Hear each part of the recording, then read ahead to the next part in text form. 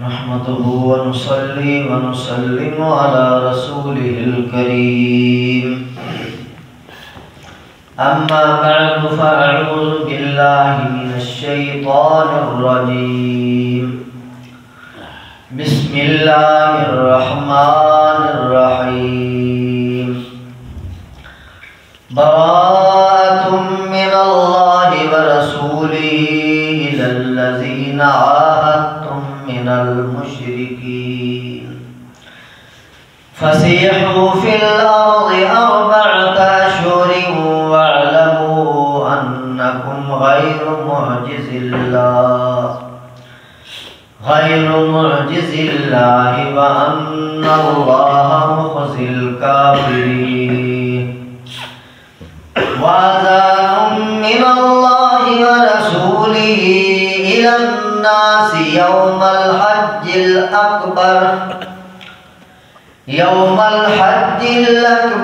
أن الله بريء من المشركين ورسوله فإن تبتم فهو خير لكم وإن توليتم فاعلموا أنكم غير معجز الله وبشر الذين كفروا بعذاب أليم. سبحان ربك رب العزة عما يصفون وسلام على المرسلين والحمد لله رب العالمين. آمين.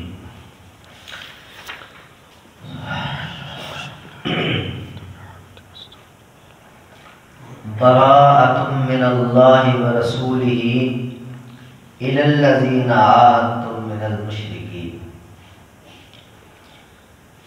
اللہ سبحانہ و تعالی کی طرف سے اللہ سبحانہ و تعالی کے رسول کی طرف سے صاف صاف جواب ہے ان مشرکین کو جن سے معاہدہ تھا. فسیحوا فی الارض 4 اشہر، زمین پر گھوم پھر لو 4 مہینوں تک. وَاعْلَمُوا، جان لو، أَنَّكُمْ غَيْرُ مُعْجِزِ اللَّهِ، تم لوگ ہرگز اللہ سبحانہ و تعالی کو عاجز نہیں کر سکتے. وَأَنَّ اللَّهَ مُخْزِي الْكَافِرِينَ، اور اللہ سبحانہ و تعالی یقیناً کافروں کو رسوا کرنے والے ہیں. وَأَذَانٌ مِّنَ اللَّهِ وَرَسُولِهِ إِلَى النَّاسِ يَوْمَ الْحَجِّ الْأَكْبَرِ، حج اکبر کے دن اعلان سنا دو لوگوں کو اللہ کی طرف سے اور اللہ کے رسول کی طرف سے ان اللہ بریء من المشرکین ورسول، یقیناً اللہ سبحانہ و تعالی اور اس کا رسول جدا ہے مشرکین سے. فَإِن تُبْتُمْ، اگر تم لوگ توبہ تائب ہو جاؤ، فَهُوَ خَيْرٌ لَكُمْ، اس میں تمہاری خیر ہے. وَإِن تَوَلَّيْتُمْ، اگر نہیں مانو گے، فَاعْلَمُوا، پھر جان لو، أَنَّكُمْ غَيْرُ مُعْجِزِ اللَّهِ، کہ تم لوگ ہرگز اللہ سبحانہ و تعالی کو عاجز نہیں کر سکتے. وَبَشِّرِ الَّذِينَ كَفَرُوا بِعَذَابٍ أَلِيمٍ، کفار کو دردناک عذاب کی بشارت سنا دو. درس قرآن سننے والے میرے خوش بخت اور خوش نصیب دوستوں، بزرگوں، عزیزوں، سورت برات کا آغاز ہو رہا ہے. اس سورت کو سورت توبہ بھی کہتے ہیں، 10ویں پارے میں ہے۔ اس سورت کے 16 رکوع ہیں، اس سورت کی 129 آیات ہیں، اس سورت کے 4078 کلمات طیبات ہیں، اس سورت کے 10,488 حروف ہیں۔ سورت توبہ سب سے آخر میں نازل ہونے والی سورت ہے۔ سارا قرآن پہلے نازل ہو چکا، آخر میں سن 9 ہجری کو، اس کے بعد حضور علیہ السلام سن 10 ہجری کو دنیا سے تشریف لے گئے۔ سن 9 ہجری کو آخر میں نازل ہونے والی سورت وہ سورت توبہ ہے، سورت برات ہے۔ تو سوال پیدا ہوتا ہے کہ اس سورت کی شروع میں بسم اللہ نہیں ہے، باقی ہر سورت کے آغاز میں بسم اللہ بسم اللہ بسم اللہ، سورت توبہ میں بسم اللہ کیوں نہیں ہے؟ تو اس کا مختصر جواب یہ ہے کہ باقی جو صورتیں نازل ہوئی ہیں ان صورتوں کے ساتھ جبریل علیہ السلام بسم اللہ بھی ساتھ لے آتے تھے، اور جب سورت توبہ لے کے جبریل علیہ السلام آئے تھے تو بسم اللہ لے کر نہیں آئے تھے۔ تو حضور علیہ السلام کی عادت مبارک تھی، جیسے ادھر سے پیغام آتا تھا اسی کے مطابق صحابہ کرام کو حکم دیتے کہ اس سورت کو فلاں جگہ پہ رکھو، اس کو فلاں جگہ پہ رکھو، ان آیات کو فلاں آیات کے آگے فلاں آیات کے پیچھے، پوری ترتیب بتاتے۔ اور یہ جب صورت نازل ہوئی تو حضور علیہ السلام نے بسم اللہ کی بات ہی نہیں کی، اس لیے میرے محترم دوستو یہاں بسم اللہ نہیں ہے۔ باقی مفسرین بڑی لمبی چوڑی تفصیل میں جاتے ہیں کہ بسم اللہ ایک امان ہے، بسم اللہ کل امر ذو بال لم یبدا بسم اللہ فهو ابتر۔ حدیث پاک میں آتا ہے جو کام بسم اللہ کے ساتھ نہ کیا جائے اس میں بے برکتی ہوتی ہے، اور جس کام کے شروع میں بسم اللہ پڑھ لی جائے نیک کام کے شروع میں اس میں اللہ پاک برکت ڈال دیتے۔ اور یہاں پر بسم اللہ جو نہیں ہے، یہاں پر تلوار کے ساتھ امان دینے کا حکم نازل ہوا ہے، کیونکہ جنگ کے احکام ہیں، غزوات ہیں، لڑائیوں کی بات ہے، تو تلوار کے ذریعے جو امن دینا تھا اسلام نے، تو تلوار بطور بسم اللہ ہے، بسم اللہ کی وجہ سے بھی امان ہوتی ہے۔ تو یہاں جو متعصب، جو ہٹ درم، جو ضدی، جو جراثیم تلوار کے بغیر حل بھی نہیں ہونے والے تھے، کلمہ پڑھنے کے لیے تیار نہ تھے، تو ان کے لیے تلوار نازل ہوئی ہے، وہ جراثیم ہٹا کر اللہ پاک نے امن امان کی صورت پیدا فرما دی ہے۔ برابر ہاں یہاں یہ مسئلہ سن لیں، اگر آپ پیچھے تلاوت کرتے آ رہے ہیں تو جب سورت توبہ شروع کریں گے تو بسم اللہ نہیں پڑھیں گے، ہاں شروع ہی یہاں سے کر رہے ہیں تلاوت تو پھر اعوذ باللہ بھی پڑھیں گے اور بسم اللہ بھی پڑھیں گے، وہ اس سورت کے جد ہونے کی وجہ سے نہیں، وہ ویسے مسئلہ ہے برکت کے لیے۔ جب بھی قرآن پڑھا جاتا ہے تو اعوذ باللہ اور بسم اللہ سے شروع کیا جاتا ہے۔ پیچھے سے پڑھتے آ رہے ہیں، سورت انفال ختم کی ہے، پھر بغیر بسم اللہ پڑھے سورت توبہ شروع کر دیں۔ اگر یہیں سے شروع فرما رہے ہیں، پہلے اعوذ باللہ پڑھیں، پھر بسم اللہ پڑھ کے سورت کی تلاوت شروع فرما دیں۔ براءۃ من اللہ ورسولہ الی الذین عاہدتم من المشرکین۔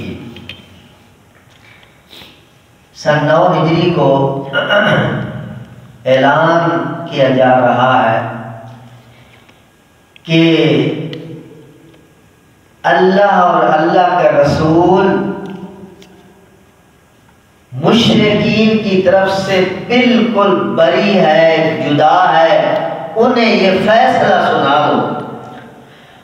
تو یہ جب آیات نازل ہوئی تو حضور صلی اللہ علیہ وسلم نے حضرت علی رضی اللہ تعالیٰ عنہ کو فرمایا تھا کہ ان لوگوں کو یہ آیات پڑھ کے سناؤ۔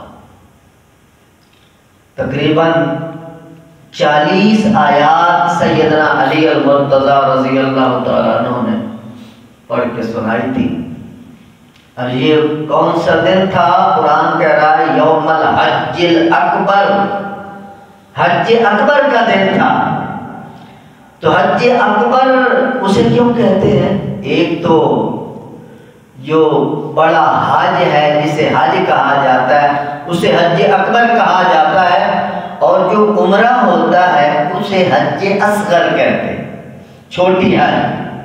ایک حج اصغر، ایک حج اکبر۔ اور ایک اس کی وجہ یہ بھی ہے کہ حضور صلی اللہ علیہ وسلم نے جو حج فرمایا تھا وہ حج اکبر ہے، چونکہ حضور خود موجود تھے اس حج کے اندر۔ اور پھر دوسری بات یہ ہے کہ وہ جمعے والا دن تھا، عرفات کے میدان میں جمعے والا دن، اور خود حضور علیہ السلام موجود ہیں۔ حضور علیہ السلام اس کے بعد دنیا سے تشریف لے جانے والے تھے۔ تو یوم الحج الاکبر، حج اکبر کے دن یہ اعلان کیا جا رہا تھا مشرکین کو، اعلان یہ بات سنا دو کہ اللہ اور اللہ کے رسول کا تمہارے ساتھ کوئی لنک نہیں، کوئی تعلق نہیں، کوئی رابطہ نہیں ہے۔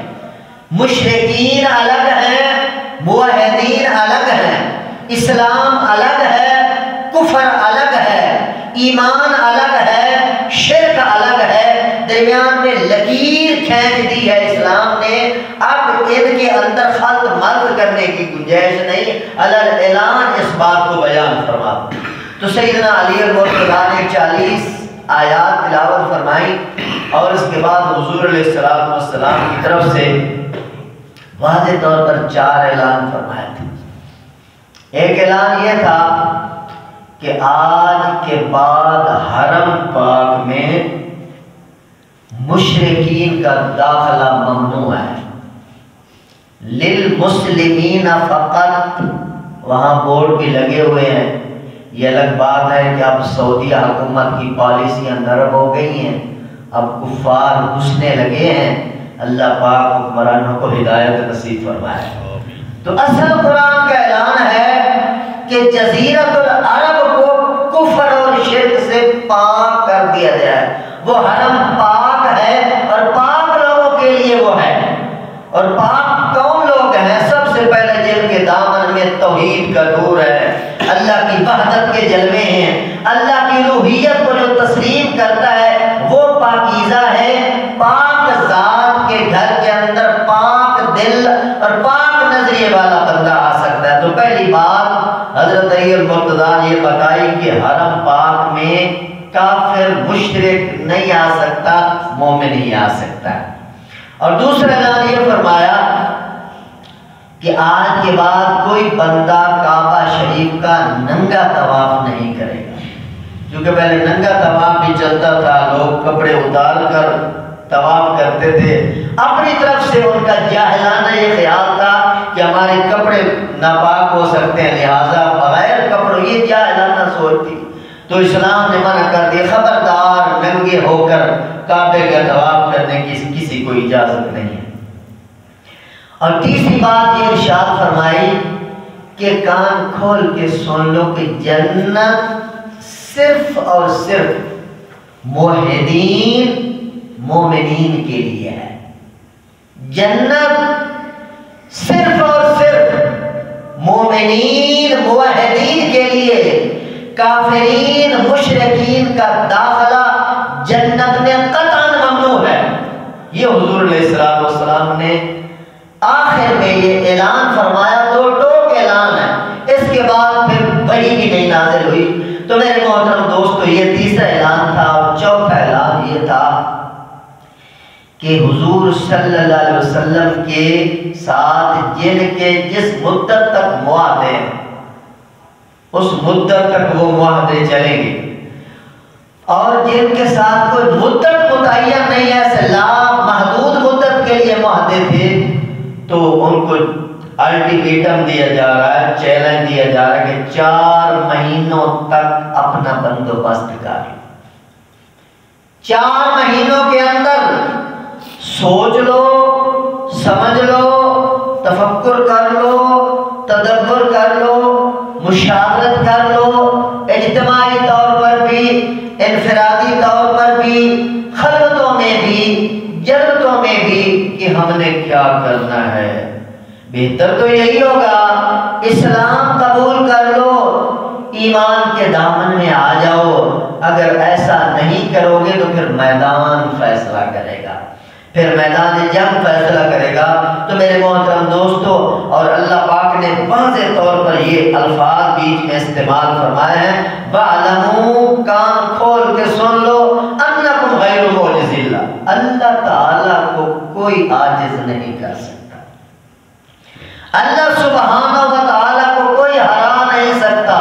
یہ بات اچھی طرح دل کی تختی پہ لکھ لو، جدھر خدا ہوگا فتح ادھر جائے، جدھر خدا ہوگا کامیابی ادھر جائے گی۔ اور خدا مصطفیٰ کے ساتھ ہے، مصطفیٰ خدا کے ساتھ ہے، اور یہ دونوں توحید کے ساتھ ہیں۔ اگر توحید نہیں ہے تو اللہ کی مدد پیچھے ہٹ جاتی ہے۔ تو واضح طور پر ان کو سنایا گیا کہ اللہ پاک کو عاجز نہیں کر سکتے، اور وَأَنَّ اللَّهَ مُخْزِي الْكَافِرِينَ، اللہ کافروں کو یقیناً رسوا کرنے والا، انجام کار، کتنے بڑے طاقت والے کافر کیوں نہ ہوں، انجام کار رسوا ہونے والے ہیں، ذلیل ہونے والے ہیں۔ 2 مرتبہ یہ اعلان کیا گیا کہ اللہ اور اللہ کا رسول مشرکین سے بری ہے، اللہ اور اللہ کا رسول مشرکین سے بری ہے۔ پھر قرآن چونکہ ایک ہدایت نامہ ہے، تو اللہ پاک 7 کٹر کافروں کو، کٹر مشرکوں کو، اسلام کے دشمنوں کو پھر پیغام دیتے ہیں، ان تبتم فہو خیر لکم، سبحان، یہ ہے خدا کا کلام۔ کٹر دشمنوں کو، کافروں کو، مشرکوں کو اللہ فرماتے ہیں کہ اگر تم توبہ کر لو، معافی مانگ لو، شرک سے توبہ کر لو، کفر سے توبہ کر لو، تو فہو خیر لکم، اس میں تمہاری بہتری ہے۔ اللہ تو بے نیاز بادشاہ ہے، اللہ کو تمہاری کوئی ضرورت نہیں، وہ بے نیاز ہے، اسے کوئی ضرورت نہیں، کسی کی کوئی ضرورت نہیں، ساری کائنات اس کی محتاج ہے، اور وہ بے نیاز بادشاہ ہے، وہ کسی کا محتاج نہیں ہے۔ اس لیے اللہ فرماتا ہے اگر توبہ کر لو، جھکا لو اپنا سر توحید کے سامنے، خدا کے سامنے، مصطفیٰ کے سامنے، فہو خیر لکم، تمہارے لیے بہتری ہے اس میں۔ اور وَإِن تَوَلَّيْتُمْ، اگر جھکنا نہیں سیکھا، آکڑ ہی سیکھی ہے، سر کو بلند کرنا ہی سیکھا ہے، اسلام کے مد مقابل ہی تم نے کھڑا ہونا ہے، تو پھر سن لو فَاعْلَمُوا أَنَّكُمْ غَيْرُ مُعْجِزِ اللَّهِ، تم اللہ تعالیٰ کو نہیں ہرا سکتے، اللہ کو عاجز نہیں کر سکتے۔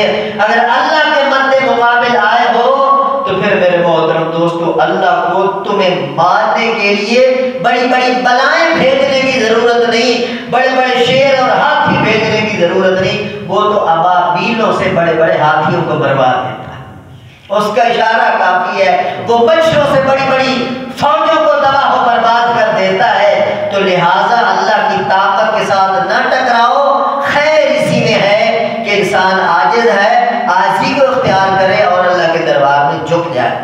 اگر نہیں جھکتے تو وَبَشِّرِ الَّذِينَ كَفَرُوا بِعَذَابٍ أَلِيمٍ، اللہ فرماتے ہیں درد دینے والے عذاب کی ان کافروں کو خبر سنا دو۔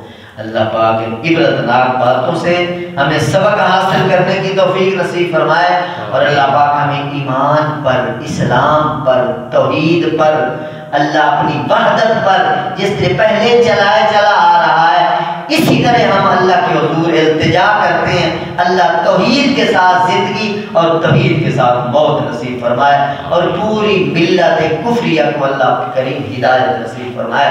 وآخر دعوانا الحمدللہ رب العالمین، الحمدللہ رب العالمین، والعاقبۃ للمتقین، والصلاة والسلام علی سید الانبیاء والمرسلین۔ اللهم اغفر لنا وللمؤمنين والمؤمنات والمسلمين والمسلمات فلسطین الأحياء منهم والأموات إنك سمیع قریب مجیب الدعوات۔ اے کریم اللہ ہمارے تمام صغیرہ کبیرہ گناہوں کو معاف فرما۔